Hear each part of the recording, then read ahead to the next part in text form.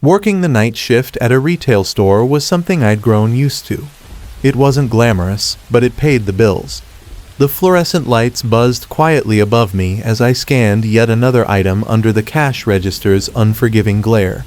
It was nearly 2 a.m., and the store was dead silent, save for the hum of the refrigeration units and the occasional creak from the building settling. The hours dragged on during these shifts, but it was usually quiet, uneventful, just how I liked it. I was the only employee on duty that night, which wasn't unusual for our store. Most of our customers were regulars, truck drivers stopping in for a quick coffee, late night workers grabbing a snack, or the occasional insomniac looking to kill time. The store wasn't in the best part of town, but I never had any real trouble. That changed the night I saw him. It started when I stepped outside for a break. The cold night air hit me like a slap to the face as I pushed open the heavy glass door. I stood there, shivering slightly, and lit a cigarette. The parking lot was empty, save for a couple of beat-up cars parked at the far end, belonging to residents of the apartment complex across the street. The streetlights cast long, eerie shadows, making everything look slightly more sinister than it really was. I took a deep drag, letting the smoke fill my lungs, and that's when I noticed him. A man, standing just beyond the reach of the nearest streetlight, barely visible in the darkness. He was tall, lanky, and seemed to be watching the store. My store. My heart skipped a beat. At first, I thought maybe he was waiting for someone, or perhaps he was just another insomniac taking a late-night walk. But as I watched him, unease settled deep in my gut. He wasn't moving, just standing there, staring at the store or maybe at me. I looked away, focusing on my cigarette, trying to convince myself I was being paranoid. But when I glanced back, he was still there. Same spot. Same stance. I felt a shiver crawl up my spine, and it wasn't from the cold. Something wasn't right about this guy. I quickly finished my cigarette, crushed it under my shoe, and hurried back inside, locking the door behind me. I told myself I was overreacting, that the guy was probably just loitering.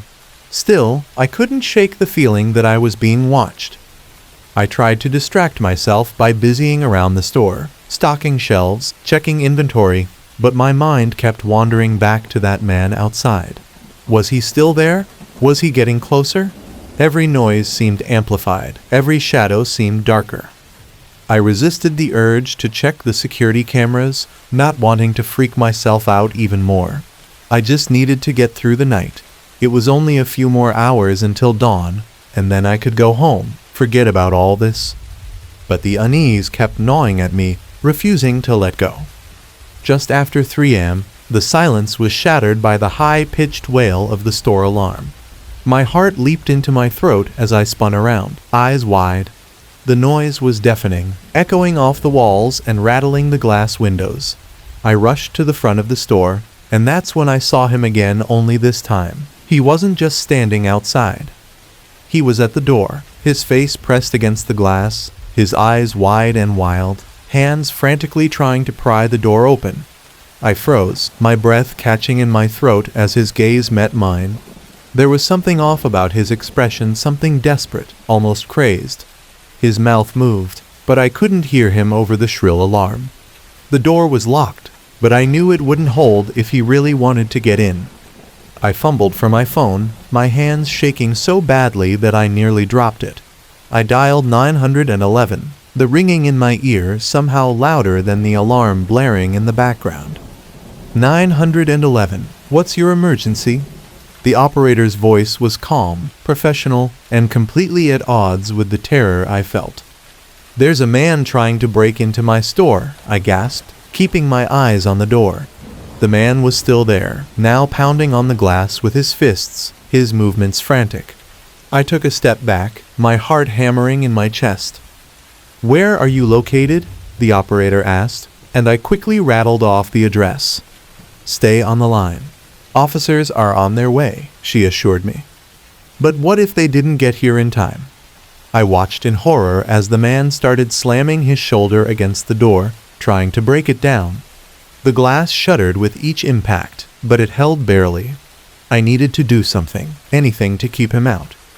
There was a baseball bat under the counter, meant for self-defense, but the thought of confronting him, of getting that close to those wild eyes, made my blood run cold. I grabbed it anyway, clutching the handle so hard my knuckles turned white. I didn't know if I'd have the courage to use it, but it was better than nothing. "Sir, are you still there?" the operator asked, her voice pulling me out of my spiraling thoughts. "Why, yeah," I stammered. "He's still trying to get in. Please, hurry. The officers are close. Stay where you are. Don't try to confront him," she instructed. Easier said than done. My eyes flicked back to the door, and I felt a surge of panic as I saw the glass starting to crack under the man's relentless assault. It wouldn't be long now. The alarm continued to scream, echoing my own fear, but it didn't deter the man. He was like a rabid animal, driven by some dark, incomprehensible force. I had no idea what he wanted: money, drugs, or something worse. Time seemed to stretch out, each second feeling like an eternity. And then, just when I thought the glass would finally give way, I saw flashing red and blue lights reflecting off the windows. The police had arrived. The man didn't seem to notice at first, too consumed with his own madness, but when the officers shouted at him to stop, he hesitated. His wild eyes darted from the door to the approaching police, and for a moment I thought he might run. But instead, he turned back to the door and gave it one last, desperate shove. The glass shattered, exploding inward in a shower of jagged shards. I stumbled back, raising the bat in a futile attempt to defend myself, but the police were faster.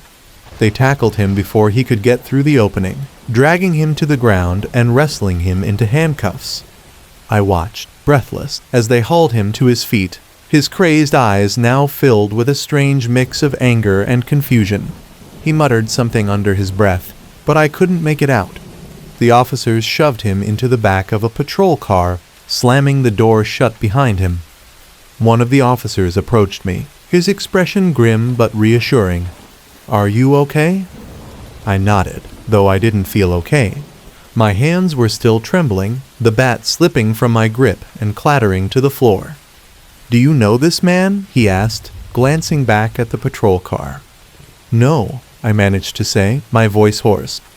"I saw him outside earlier, but I've never seen him before tonight." The officer frowned, jotting something down in a notebook. "We'll need you to come down to the station to give a statement." I nodded again, not trusting myself to speak. The rest of the night passed in a blur. The police took my statement, asked a few more questions, and eventually let me go home.